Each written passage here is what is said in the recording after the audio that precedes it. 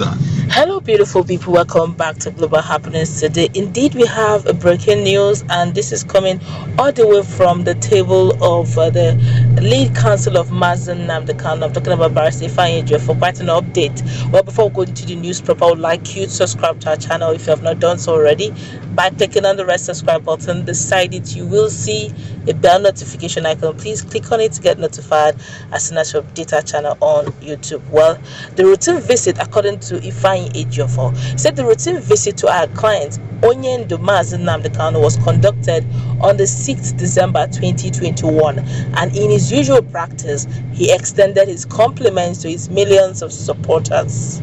He remains profoundly grateful for your support and solidarity thus far. Sadly, we observed with dismay and indeed very worrisome that notwithstanding the far-reaching orders made by the court on the 2nd of December 2021, the detaining authority, being the DSS, have in their usual style flouted and or ignored the said court orders. We were informed by our client Nnamdi Kanu that none of the pronouncement made by the court on the 2nd of December 2021 has been observed and obeyed by the lawless DSS.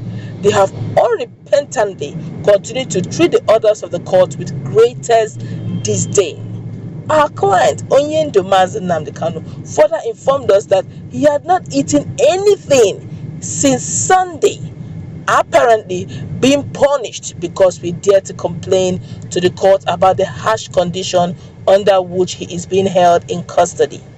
But very unfortunately, this should be the height of their reckless affront to the court of orders.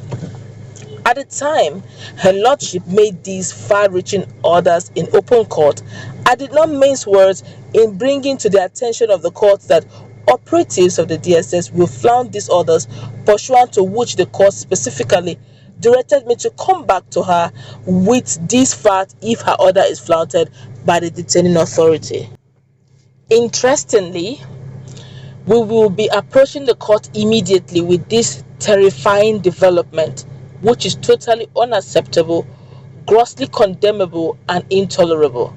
The facts must be placed in their proper perspective. Our client Nnamdi Kanu has not been convicted for committing any crime.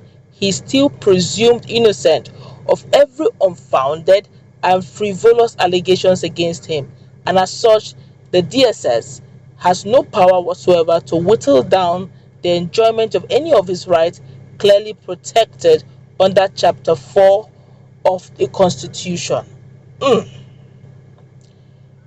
Now, the detaining authority, DSS, is an agency clearly established by instrumentality of the laws and should operate within the confines of the same laws establishing them, and should not be seen as lawless entity, which unfortunately is what they are representing in practice. We hereby demand, without further ado, for the immediate compliance with all orders of the court clearly made on the 2nd of December 2021, and thereby state further that any attempt to violate these orders must be faced with strict sanctions by the court, having commenced the process incidental thereto. We respectfully wish to assure our clients, teaming supporters, that we cannot leave anything to chance towards ensuring that our client is sufficiently protected and his rights are upheld. The DSS must and shall certainly operate within the confines of the laws. Be assured that we are not resting on our oars whatsoever to ensure that our client is unconditionally released.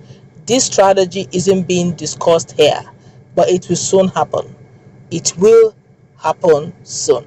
Thank you, Chineke, for always giving us your listening ears. It shall certainly end in victory. Signed, Ifeanyi Ejiofor Esquire, lead counsel to Nnamdi Kanu and IPOB on the 6th of December 2021. Barrister Ifeanyi Ejiofor.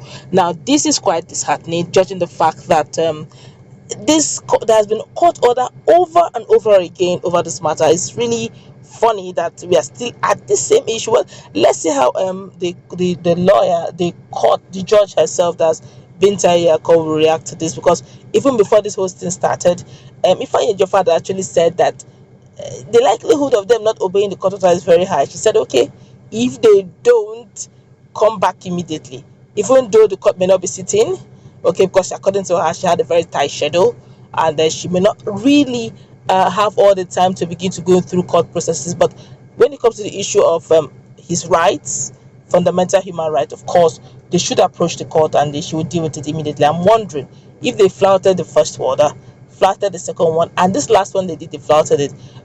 I don't know what would she do to DSS.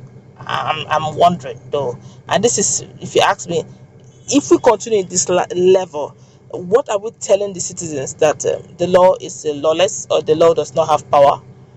And if those who are supposed to be upholding and executing the law are outrightly disobeying the court orders, it doesn't speak well at all. That means every other person can go ahead and follow suit. If they want to challenge Ifeanyi Ejiofor's right, or challenge want to challenge Nnamdi Kanu's right, they would have approached the same court and say, look, this man here is this. Therefore, his fundamental human right, we don't want to give it to them. Then they will now begin to battle on that.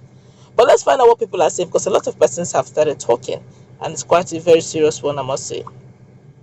This one here says, thank you, our able barrister. May God bless you. This one here says, amen.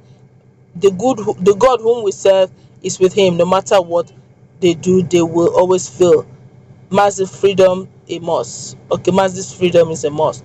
This one here is saying, oh, Barrister Ejiofor, I know you're a good man with a good heart and seriously working to get Umu Chineke out from that place. But please, I hope with all these words, I hope with all I hope with only these words without action will not cost us our leader's life. God forbid. Because you people should do something urgently, because people like me won't survive it for if anything happens to Onyendu Biko.